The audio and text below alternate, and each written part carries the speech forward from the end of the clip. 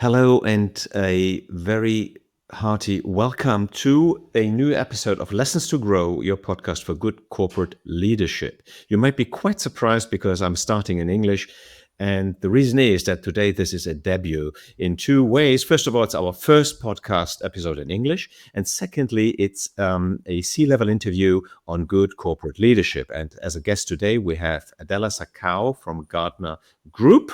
And what she has to say about good corporate leaderships is going to come right after the intro.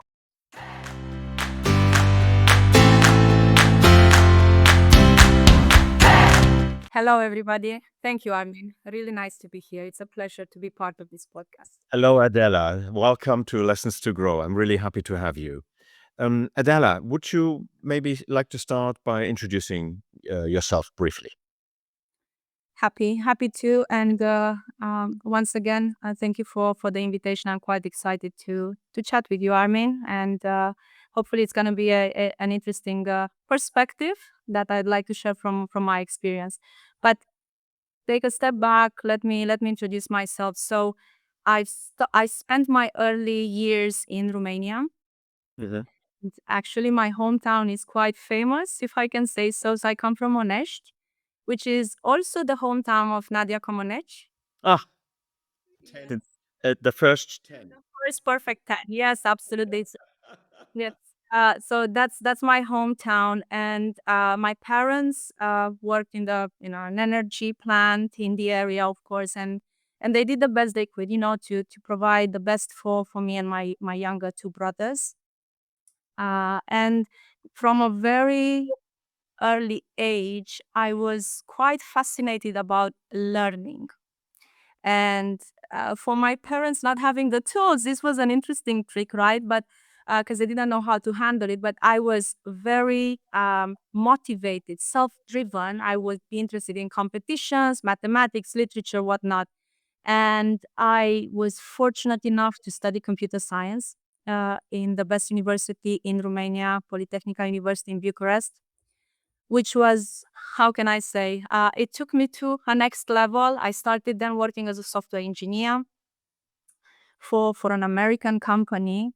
And the step that actually changed the trajectory of my career was when I joined Romtelecom, then Telecom Romania, as part of Deutsche Telekom.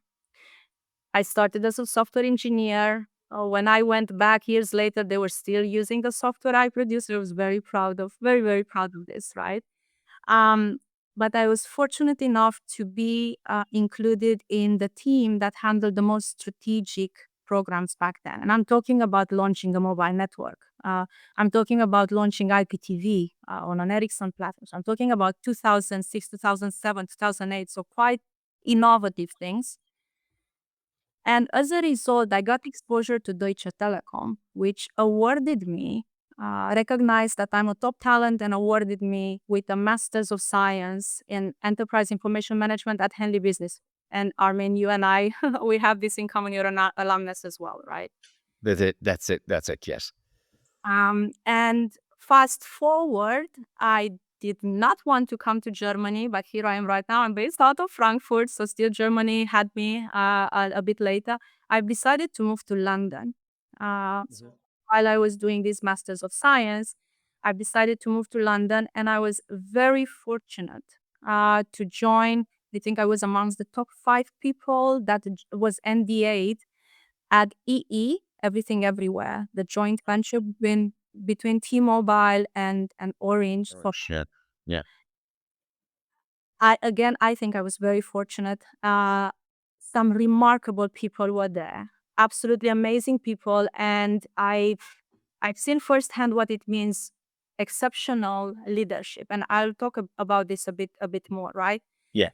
Uh, So not only that we were launching for the first time 4G in Europe, but we would also add, we worked with Kevin Bacon, and we would create the brand, the EE brand, which was a phenomenon. Now it's part of BT, right? The E is part of BT, but It was absolutely amazing. And the people I used to work with back then are in top positions in Europe and not only. So I've got exposure to phenomenal people. And this was truly an inflection point for my career. So both the masters, the Henley Business School masters, which created a completely different perspective in terms of what technology can do and how you should look at growth and at business.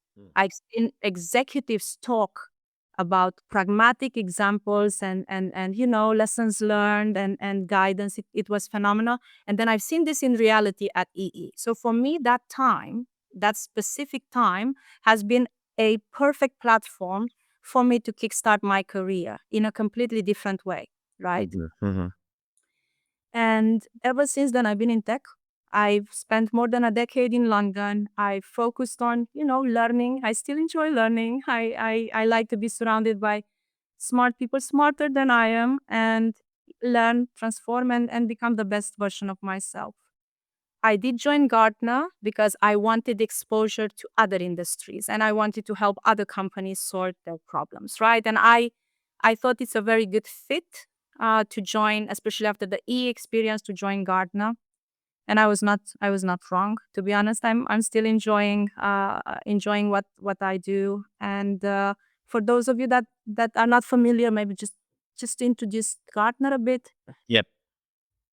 So Gartner is a global organization. It's a $6.3 billion dollar company. So quite a sizable organization. I think our CEO, Gene Hall, it's a genius. Um, there are some challenges, but I think a lot of companies are rebalancing right now. And what we do, we provide strategic insights to executives, right? So we help companies solve their problems, going new markets, grow or optimize cost or reshuffle operating models. So very, very interesting spectrum of work that we do. And as I said, I think it's a phenomenal organization, and I'm happy to be here. Perfect. And what is your exact role at Gartner as a managing partner? So at the moment, I came to Frankfurt in 2019 because my husband is American and he couldn't move to London. Therefore, I came to Germany. As I said, here I am in Germany. Fast forward, and I'm happy I'm here. As a managing partner, I work with C-level leaders from a number of industries, right? So my portfolio is quite broad. I work with executives from telcos, from high-tech, semiconductors, professional services organizations, technology services providers, and defense organizations. Interesting. It's a very broad spectrum of clients, right? And what I do, I leverage my almost 2 decades of professional international experience to help organizations with digital transformation, the advisory that they need, and strategic insights, because that's what we do. That's what we do at Gartner, right? Perfect. Coming to our topic, Adela, Lessons to Grow is about, leadership, corporate leadership. That's the core topic. How do you define good leadership today, and what separates the bad from the good and the good from the excellent? Um, the question is absolutely on point, and Armin, if you allow me, I will take maybe a step back, Yeah. just reflecting on the introduction that I made, right? So if I learned something in this almost 2 decades worth of experience, having been exposed to some interesting organizations, Hmm. or organizations, if I can say so, is the fact that and I've been gravitating around the same principle of sustainable growth to relate it to your podcast, of course. Yeah. And sustainable growth is not just from a revenue perspective. It can be, that's the objective, but it's also about governance, right? And I've had, as I said, I was fortunate to work on some of the most strategic initiatives in the past. And recently, I even helped technology companies create the plans to build the infrastructure, the data center infrastructure in the global south. So I'm talking about very strategic, major global expansions, right? transform operating models and whatnot. So if I were to take one thing that I've learned over these years, and I'm not here to give advice, I'm here to have a conversation. Maybe one key takeaway for business leaders is exactly this: work with your board. Work with your board, not as a compliance burden, but make it your partner. And I will give a bit more examples as our conversation evolves alongside this topic. Make it a strategic engine to achieve your objectives, because this is key. This is absolutely key, right? Now, if I come back to your question, what is corporate governance, right? What is corporate leadership? Good corporate leadership. Let's look at the leaders today. I mean, at Gartner, we like to define terms. We are known for this, right? A leader is basically an individual who has a position and responsibility over a number of people, be it frontline, be it C-level. This is what a leader is. And what we find at Gartner, we see how organizations change today, right? And what leaders have to do, they must adapt and integrate two types of leadership: enterprise leadership and human leadership. What do I mean by this? I'm not trying to sound too academic, or just to clarify the Please go on. It's extremely interesting. So the enterprise leadership is the what. What do leaders have to deliver? What are those capabilities? What are those goals? What are those ambitions that ambition levers that they have to achieve? And how they work with the internal resources of the organization to actually achieve this collective performance. So this is enterprise leadership. Human leadership, which is gaining more and more momentum, this is about the how, right? So if we have the what and the how do you work with your team? How do you ensure connection? Are you an empathetic leader? Can you connect with your team? Can you adapt to the situation? This is gaining more and more momentum, right? So just to baseline a bit the definition of there are different types of leadership, of course, but from a Gartner perspective, this is how we look at enterprise and human leadership. To come back to your original question, so what is good corporate leadership? From my perspective, it's a combination of three components, right? Especially nowadays, and then it's a VUCA environment. It's a very dynamic environment. It's a combination, and you have to balance simultaneously these three things. It's about performance, people, and purpose. And I will give you an example, because I think it's always easier not to sound too academical. I like to bring it to life a bit too. It's very good. I'm enjoying it. So please keep going. Sounds good, Armin. So so as I said, good corporate leadership entails balancing simultaneously these three components: performance, results matter; purpose, and people. I've been supporting for a number of years since I came to Germany. But again, my role is wider than German market. Yeah. I've been supporting this high tech organization, and we've the team was in many parts of the business many business units of the organization, because again, we've been working for a long time with them, and we had this intimacy, right? The company was very successful, and they still are successful. But as a result of the uncertainty and what's happening now with the market, with the tariffs and whatnot, their market performance dropped significantly. I'm talking here about billions that they lost in a very short period of time. Mm-hmm. So what did the leadership do? Unfortunately, I will not be able to disclose the name of this company, but that's not the point, right? The point is to look at this example. They cracked on with the same strategy, and they said, you know what, we are going to continue growing, we're going to keep doing what we are doing, and we are going to be phenomenal. So as if nothing happened, right? Ignoring the situation. For me, that was not good enough. Mhm. And knowing the organization well enough, I said, we have a duty to actually look at what are those structural failure points in this organization so that we help them, first of all, correct the decline, and second, help them bounce back, right, in the market. So they're two different things. And we found a number of reasons why this company, why the performance was dropping. So first of all, they had a very poor qualitative and quantitative intelligence. Almost nothing. They were obsessed of getting the forecasts perfect, but not understanding what the root cause is, right? So the leadership had this strange way of looking at the forecast data and the intelligence they had on hand.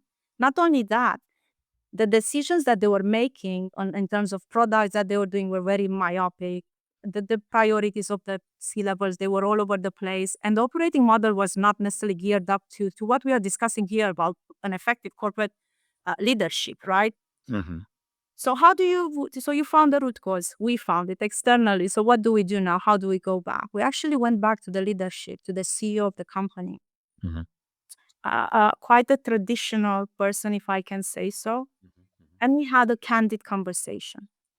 We explained it's important as a leader to keep an eye on what's going on the market, understand what's happening as a root cause, what are the structural failure points in your organization, and what options you have. So we put on the table three options, three growth paths. We said, look, you can stay as is. You can, at heart, all these people, they're engineers, super bright people, so exceptionally good people, right? Engineers, and they had this ego, like our products are the best. We have these cash cow clients. We continue doing what we do, and we are super successful. And I said, you can continue doing this, and you can see the decline going even further down, right? You can look at what your peers are doing, and then maybe you will grow in line with your industry, which is still not helping you bounce back from where you've declined. So that's not necessarily an option. Or what you could do, you could equip the market in such a way that you go out there and you shape it. And then that's when you tap into double digit growth. That's where the beauty sits. But to do that, you have to institutionalize some sort of a modern go to market approach, because your marketing team is non existent. Your sales team is not effective. Your internal organization is all over the place. To our surprise, this was so well received.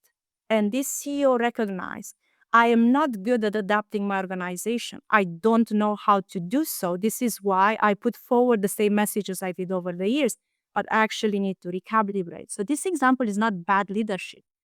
It's an example of you can be successful and still at some point to drop the ball. Mhm. But having the courage to actually adapt, that's what good leadership means. And if you look at this example, I actually touched upon performance because numbers matter to the shareholders, the people. His talent wasn't there from marketing perspective. The engineers couldn't do the marketing job. They couldn't, regardless how great you were. And the purpose was there. They still wanted to be a leading organization, but they couldn't articulate the new narrative. That was the main challenge, right? Just to give a, um, brief example, right? Very interesting. And I think one important trait that you use or that you mentioned here is the capacity, to take criticism positively and to put yourself into question, to put your organization into question, and, to be open for that. Because otherwise, it's going to be even worse, I would Absolutely, say. absolutely. So, as you have already mentioned, you're working with so many leaders each and every day, C-level executives mostly. What are the major challenges that they are facing today? We're talking geopolitical crises, we're talking uh, instability, economic crises, to climate change, and let alone the whole AI, how should I say, hysteria. Uh, uh, I mean, these are in general some challenges, but what would you say? How what do they have to focus on? What are the major things that they have to cope with nowadays? And you are absolutely right, Armin. There are so many things out there. How do you focus on the things that truly shift the dial, on the things that truly matter, The right? essential things. The essential things. And also, when we talk about the challenges that leaders face nowadays, these challenges are not isolated entities. They are not standalone islands, if I can say so. These are interconnected challenges, right? What we find at Gartner, you cannot really just address one thing and it's going to be a domino effect and it's all great. You have to work on addressing not one problem, but how they function in an integrated manner. So this is the challenge that leaders have. But I would like to take two lenses, if I may, to answer this question related to the challenges that leaders face today. The first thing that comes to my mind is, if I take this external perspective, then I focus also on internally, how I just to structure a bit the conversation. So externally, you mentioned AI, right? So one of the biggest challenges that leaders face today is this technology challenge. Technology and things happen at a pace which is unprecedented, right? You named AI, Gen AI, right? Look at the scope, the speed. And what we see working with various organizations, yes, leaders are under pressure. Just taking this area as an example, leaders are under a lot of pressure to adopt AI and tap into productivity gains, right? And also prove measurable ROI. But then the rules have not caught up. I mean, yes, there is an EU AI Act, but what else? How do you create this ethical AI ethical setup? How do you ensure AI governance, right? You need all this, because the risk is, if you don't do all this, you'll expose your company to a number of risks, legal, reputational, operational type of risks, which are very difficult to correct in the future, right? So major risks associated if you're rushing to it, right? So just AI is an example. Then the other thing that I'm thinking is talent. Right now, if the rules have been rewritten since the COVID, since the pandemics, the way the employer-employee relationship, the traditional way of engaging, it's completely changed. Not to mention, like, skills that were 5 years ago relevant right now are completely obsolete if you add the AI spin onto it, right? And not just AI, you can take other type of technologies as well. What should leaders do in this? How can they reskill their workforce? How can they lead massive workforces in light of all these changes happening at the same time, right? So how can they address this talent reskilling or closing the gap? Or what does it mean fit for future skill set? What are the emerging roles? How do we make sure that we prepare for those roles?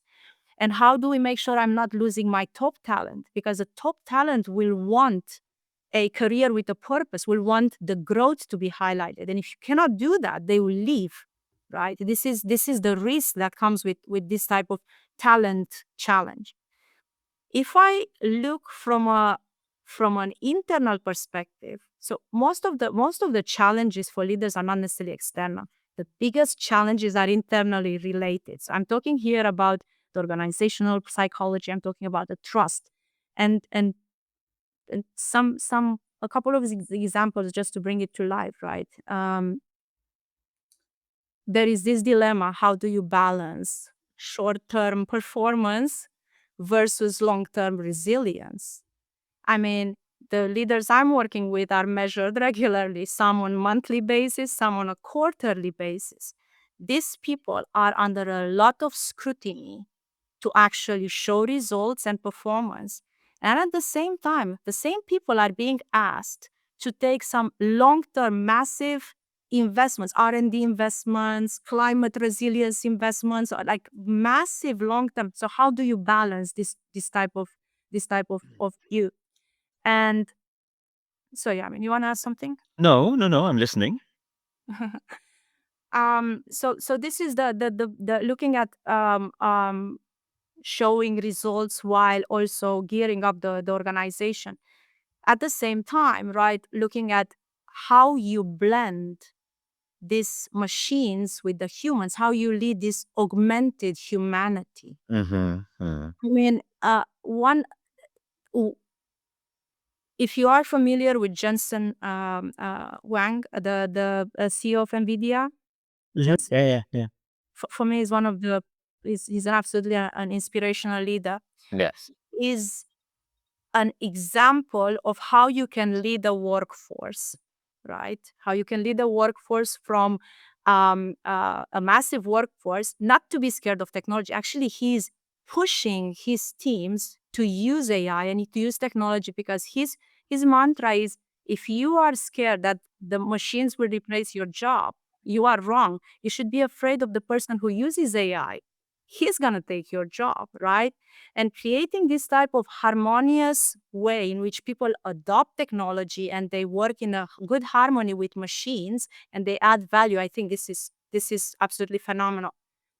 And one more point that I would like to add also from internal, which is a very big issue that we find at Gartner. So the short-term performance and the long-term resilience. But if we also look at is data-driven decision-making, everything is data, right? So if we look at this data-driven decision-making versus human intuition, I think I can call it intuition. Yeah. Data is the new currency. I mean, data, if we look at defense, data is the new weapon, if we think about it, right? But let's not talk defense. Let's just call it data is the currency. What we find that the most strategic decisions that leaders are making actually are qualitative, right? And quite messy. So why is this happening? So why data is not the answer? First of all, we have almost perfect dashboards, data analytics for everything. So every company, you name it, I want to know how I'm performing from this perspective. I want a dashboard for everybody wants dashboards. Everybody wants to look at analytics, which is great. I mean, yes, data, we have to rely and have data-driven decision, data-driven enterprises, whatnot. But the challenge with that is that the data that resides in those dashboards is historical data. If you look at revenues, the profits, like it's all historical. These are lagging indicators, and they are missing the forward-looking leading indicators, right? That should support decision making. And I think you know this better than I do, Armin, right? How important this is. But that's not actually the problem. The problem is that when we are human and we want to look at data, and a lot of us are very mesmerized by data, and we end up in an analysis paralysis, right? We just, that's not the point. What leaders do, and that's actually a very big challenge for a lot of organizations, what good leaders do, they actually leverage data, but they leverage it in the way where they can create frame of context to their board, where they can talk about some hypotheses, assumptions, if you want. And they can pressure test those assumptions with their board so that they make sound decisions. Think about the most strategic breakthrough decisions, getting into a new market, deploying a new product, and whatnot. These are decisions that require courage, intelligence, and empathy. It's not the actual data, the mechanics of the data. So it's a very interesting, what's happening right now with data in organization. It can be a phenomenal asset, but at the same time, it can also be a huge challenge for the leaders nowadays. Very, very, very interesting. Adela, you talked about using the board at the very beginning of our conversation. That brings me to a topic which is called governance and compliance. And I can see all over the place, that rules and regulations are increasing. The requirements, concerning corporate governance, compliance, social corporate responsibility, et cetera, are growing. What would you say? How can leaders deal with that? Immense, this immense conglomerate of new rules and requirements and so on. And Where might they even, where do you think they can hinder the development? But on the other hand, where are they maybe also helpful? Your question creates a very clear distinction between, like the formal side, the compliance, the governance, and the more culture side, the authentic. Exactly. And I'd like to talk more about the formal side now. The formal side, right? So not only compliance and governance gain momentum, but when you face chaos out there, when you have this VUCA, volatile, uncertain, and ambiguous landscape, Complex and so on, yeah. you need this formal side of leadership, right? This is the foundation. This is the minimum standard to actually enable trust and decision making at the leadership level. If you don't have this, the way I'm looking at this formal side, and this is not about creating a burden of governance which it will hinder progress or will stop value creation or stop decision making. I'm talking purely about creating a protection field for an enterprise. You need that. You need controls. You need mechanisms via which you actually steer the organization in the right way. So for me, it's not a. I'm not looking at it as a challenge. I'm looking at it as a you need this. This is a non-negotiable. The formal side of governance and compliance is a non-negotiable to actually de-risk the enterprise and to make sure that you have a good decision-making framework, right, that steers the organization in the right direction. So governance as a facilitator rather than, a hampering element. Absolutely. Hmm. Absolutely. And if you look at the rules, I don't want to get into cultural elements, because Yeah. we are in Germany, but I'm sure our listeners are maybe from other countries as well. Mostly from Germany, I must say. Mostly from Germany, which is great. And there is rules have a bad rep, right? Maybe for specific cultures because they rules are being seen as something that's like constrictive and controlling, and it can be rules can be if they are being used as a checklist. And if there is no clear leadership in the organization, then it is a problem to have all these rules, right? However, the rules can actually be a very, very competitive advantage in a very well-oiled organization. And what do I mean by this? Let's take strategy. A company has a strategy.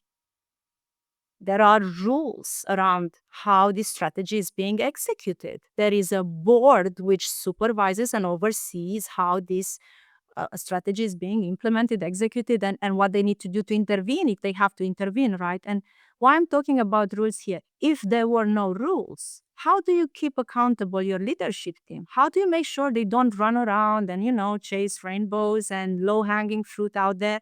You need to keep the eye on the ball. This is our strategy. This is what we are after. This is how we are being measured. This is how we do it. Talent, take talent. Why do we need diversity and inclusion? Why do we need hiring processes? Because we want to remove biases, and we want to create a fair process in which everybody gets a fair chance. And when decisions are being made, coming back to governance, you have a pool of people from which you can decide what is the best talent for you, right? So to come back, I think formal side of governance is critical for trust to de-risk the organization and scale. Rules are pivotal to creating this almost like the boundary conditions that create clarity around how you can operate in such a way that you move in the right direction. Sounds very stimulating, I did work in corporate governance actually as a managing director of a company that helped companies to install corporate governance systems and corporate social responsibility frameworks and all that. And I share your point of view. You need these rules. You need the framework, because otherwise it can all go astray. And the larger the organization gets, It might become a little bit less flexible, but it can also, it must be organized. And that brings me to my next question. Having these rules and these frameworks versus staying flexible in a very fast changing world and environment, in an unstable environment. What ideas do you have for leaders, to find a good compromise between these two issues? Um, and to your point, Armin, feel free to disagree. We're having a discussion here, and we want to make sure that the people who listen, they find the conversation valuable, right? So if you disagree, I'm up for a challenge, and I'm also learning here, right?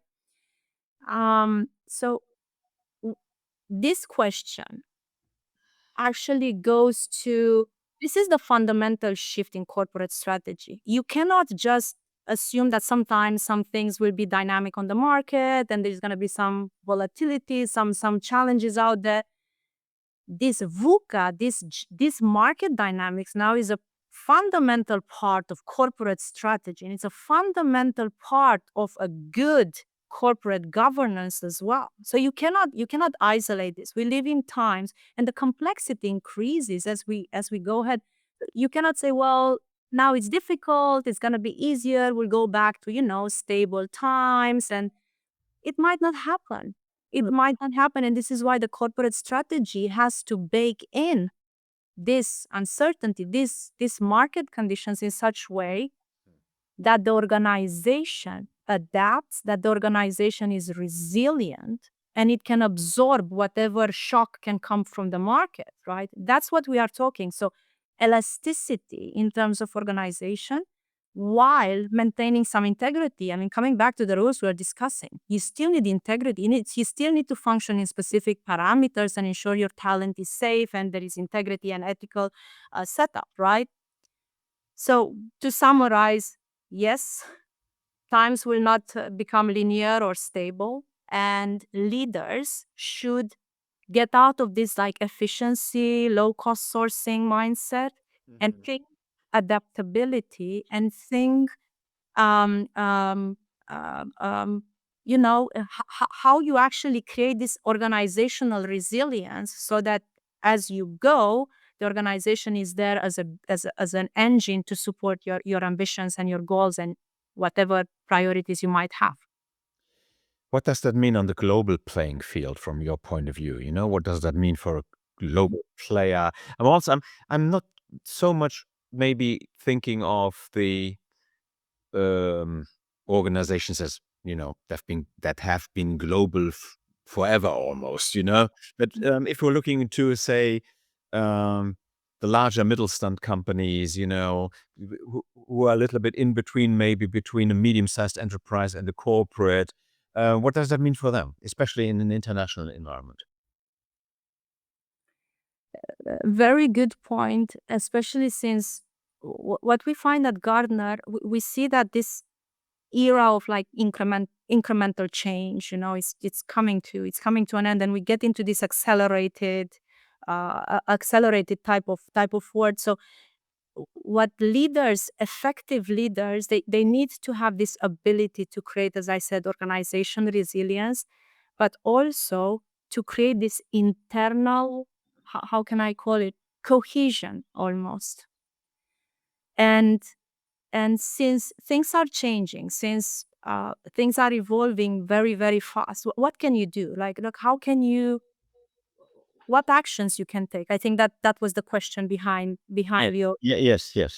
So what can you do? So you cannot stop you cannot stop risk. You cannot mitigate all risk. You cannot.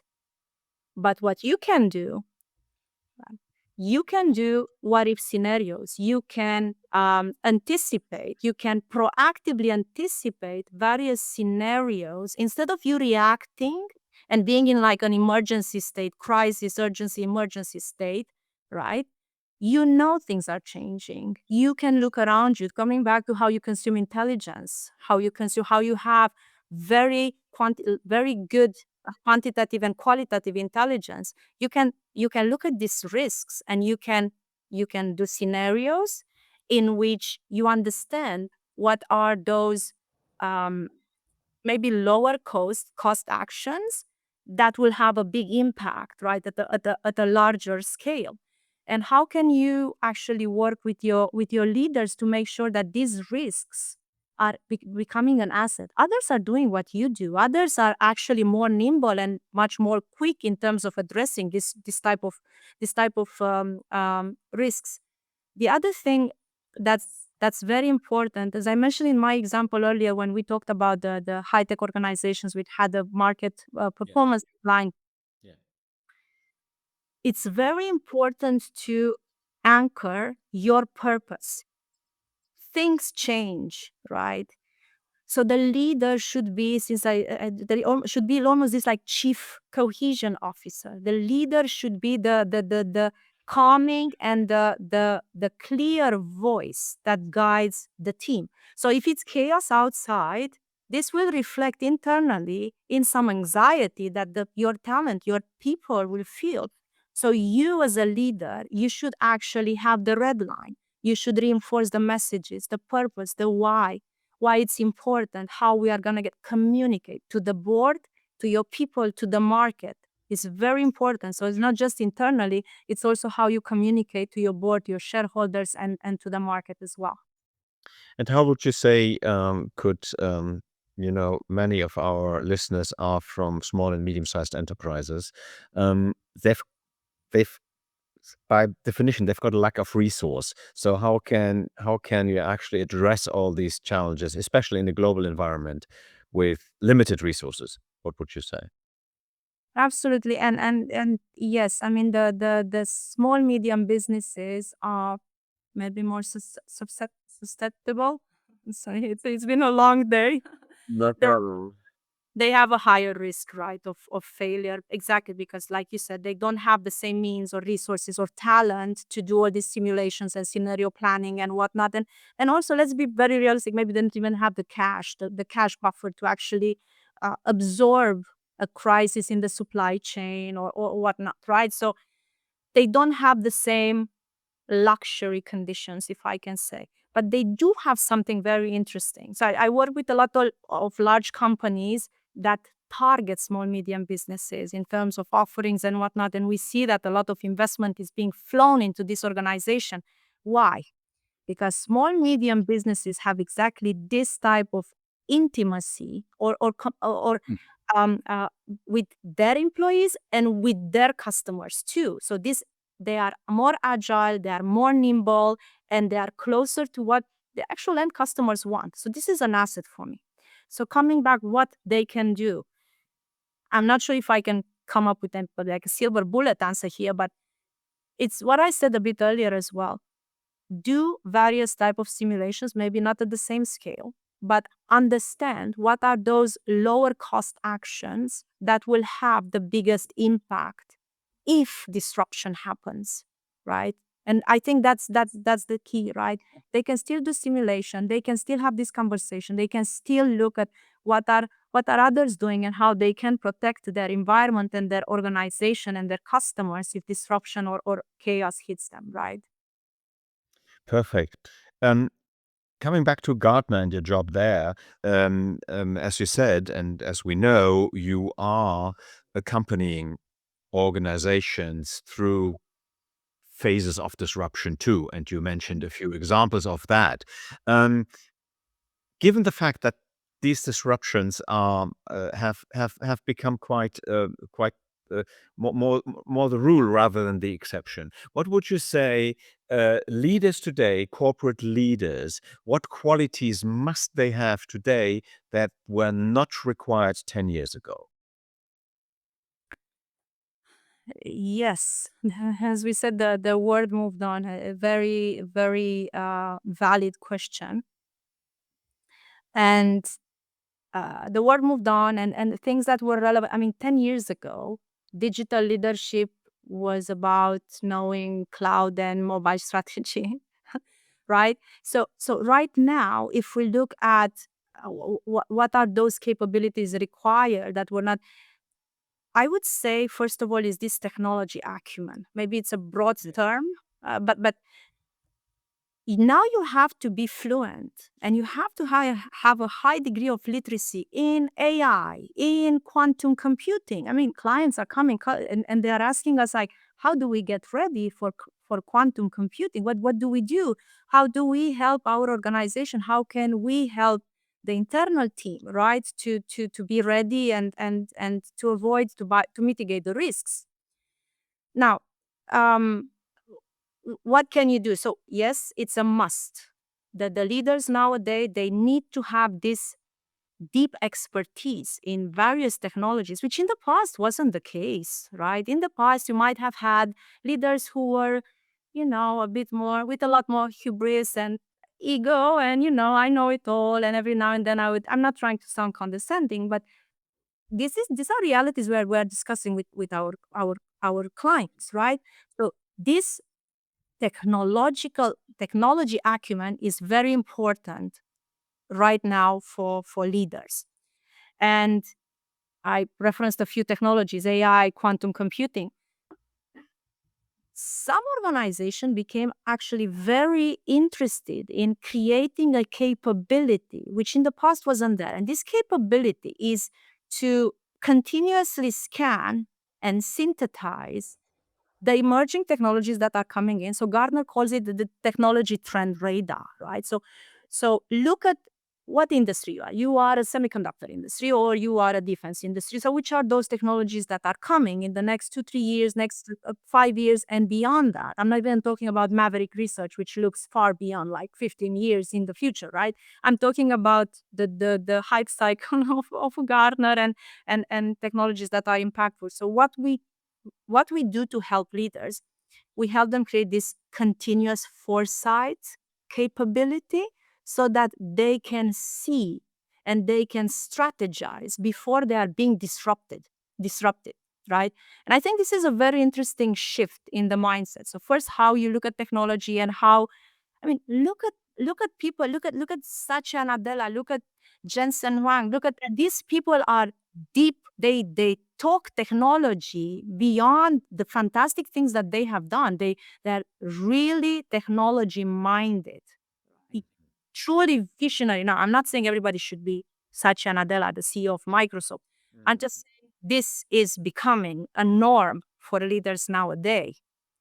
We get lots of questions in terms of enhancing the literacy alongside specific technologies, having this, as I said, the continuous foresight capability that helps them plan, prepare, assess, plan, prepare, right? So, so this alongside the technology. The other point that I would like to, more from an operational perspective. So as we mentioned earlier, those stable times where, linear type of thinking and the leaders would function in a more stable conditions are long gone.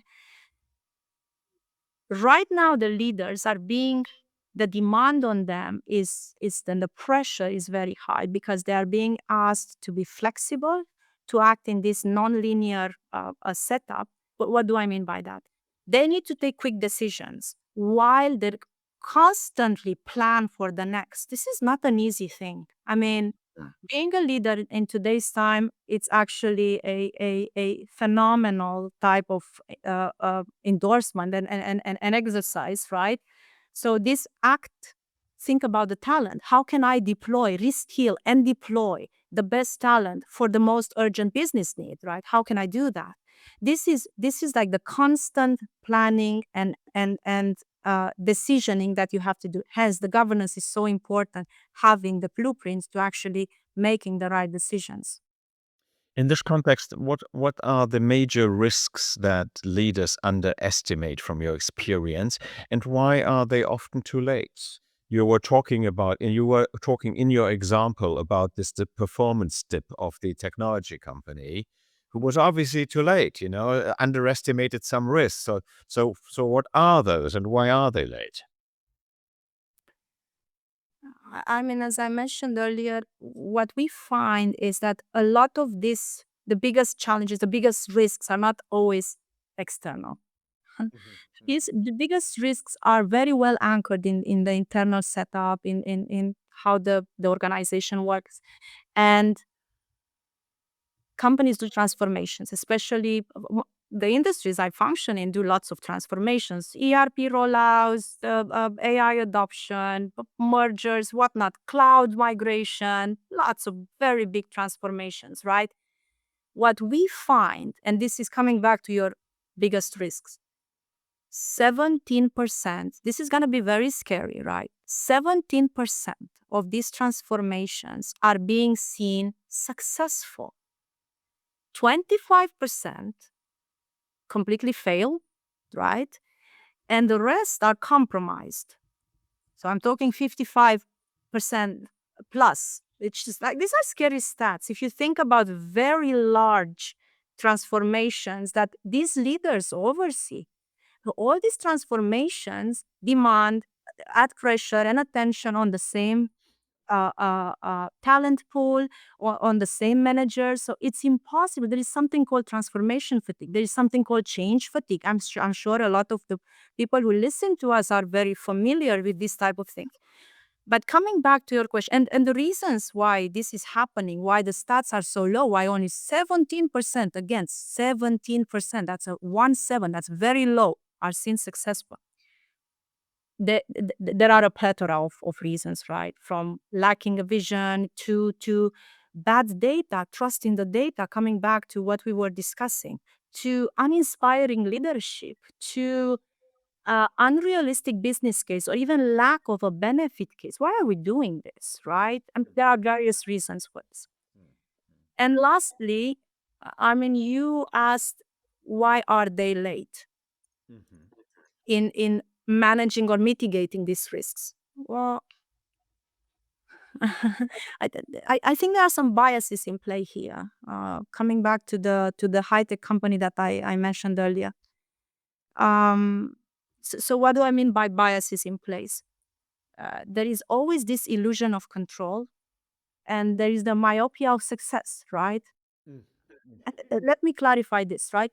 So we at Gartner, we run lots of surveys. We interview CEOs, for different industries. We try to understand like what matters, what are the important characteristics of a leader, from coaching to adaptability to various characteristics. And we can talk in more details if I don't know how much time we have today to do it, but I'm happy to talk about this. But when we ask if we ask leaders and if we ask employees, leaders have this tendency of inflate or they sense that they have a better grip of reality internally and externally than they actually do. So this is the illusion of control. And this is because they don't trust the data. This is because the intelligence in the company is very siloed, right? And what can you do? And the myopia of success, to the example I gave at the beginning of our conversation with the HT company, we are successful. We have cash cows. We have big clients that pay us. We have a brand that's being known. They didn't ask themselves, like, what's my identity? How do I differentiate from my competition? Why would they choose us over other clients, right? How do we create this modern go-to-market approach? And the reason for this myopia of success, proximity creates blind spots. And past success creates barrier to change. It's easier, it's the comfort zone. I've been doing well so far. Why would I change? Why would I pressure test again my organization? And also, very importantly, so one is on the myopia of success, right? It's first of this past success creates a psychological barrier, but at the same time, the do nothing scenario is attractive, exactly because they've been successful, right? So I think this is why a lot of organizations react late, and this has major implications on the people, on the sunk cost, on how the company remains competitive on the market, on what type of product services you take to the market. So implications are very, very big. If you don't mitigate the risk, if your leadership cannot act quickly, right? So I think it's a very complex type of question that you've asked, and the answer is not a simple one, of course. Yeah, but you gave a few very interesting insights, which I personally, in my humble opinion, I would completely share, and have also seen as a corporate manager quite often in my previous life. Adela, I don't know if I can ask this. It's one question, but you talked about the NVIDIA CEO. Do you have any favorite corporate leaders at all? I'm not sure if you can mention names in your role, but maybe you can. I don't know. Describe the type of corporate leader. Who is your favorite? I didn't randomly reference Satya Nadella, the CEO of Microsoft, nor Jensen Huang, Yeah. because I am conscious that I'm referencing two corporate leaders which are from the same industry, which is technology, Yeah. right? But maybe if I can add a bit of nuance to explain why these people are, for me personally, very inspirational, right? And there are lots of people out there, lots of leaders. We could have picked, I don't know, Henry Ford, whatever, to talk about it. So it's absolutely fine. We can talk about different type of leaders, but for me personally, I am mesmerized by Satya Nadella because he's not a transactional leader. He doesn't just focus on results. He's a transformational leader. So he took Microsoft from a stagnant position and took them to a growth mindset and led them to a cloud dominance position, right? And I will cover both quantitative and qualitative aspects to just to add a bit more. Uh, he's a homegrown leader, right? I mean, he's been with Microsoft pretty much his entire career, which is an asset for him. In nowadays, when people jump from one job to another, actually, if you look at what Satya did, he's a homegrown talent, and he is maybe the best CEO hire of all times. Since 2014, when this guy came to lead Microsoft, right? He took so he spotted the cloud momentum. They missed search, they missed a number of things, but he saw the cloud momentum. He did. And he took Azure from 1 billion to 66 billion run rate. The total revenues are up 2 times, right? Earnings 3 times. The total share price 10 times. This guy, since 2014, added 3 trillion in value to Microsoft. This is unmatched. This is unheard of. Look at Intel. Intel messed it up so many times, right? They've been through these cycles of getting the right CEO. But Microsoft, so Satya Nadella, he's phenomenal. And yes, numbers speak. Performance is important. But he took, I don't know if you read the book of Carol Dweck, Mindset, the Psychology of Success. He took philosophy of that book and institutionalized it in Microsoft. So they went from a know-it-all culture to a learn-it-all culture. Yeah. Not only that, coming back, what does it mean from a governance perspective? So this is a phenomenal leader, but what does it mean from a governance perspective? Satya baked in the decision-making process empathy. He talks so passionately about, I will talk about mission and culture until I'm bored stiff, but I will reinforce this message until the end of the day, because this is the only way in which we'll deliver better products, in which we'll have better team and an adaptable organization. Coming back of how you create the adaptable organization, right? He also had a very strong stance on sustainability and ethics, publicly taking and especially in the light of AI. I mean, he's done some pretty amazing things. He talks about Microsoft being a platform and a partner cloud-first organization. He favored partnerships over competition, which was a vital governance shift in the thinking of how you can survive in this multi-platform world. For me, this was exceptionally interesting. Everything that this guy is I would study this guy um, um, uh, in more detail, because I think it's phenomenal what he's done.